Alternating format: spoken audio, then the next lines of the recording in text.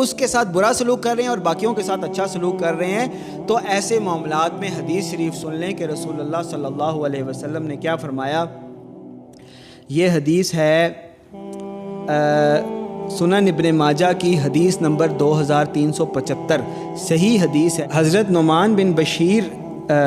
رضی اللہ تعالیٰ عنہ سے روایت ہے کہ ان کے والد یعنی حضرت بشیر رضی اللہ تعالیٰ عنہ نے اٹھائے ہوئے، جب وہ شاید چھوٹے ہوئے ہوں گے، نبی صلی اللہ علیہ وسلم کی خدمت میں حاضر ہوئے، اور حضرت بشیر نے یعنی حضرت نعمان کے والد نے عرض کیا کہ آپ گواہ رہیں کہ میں نے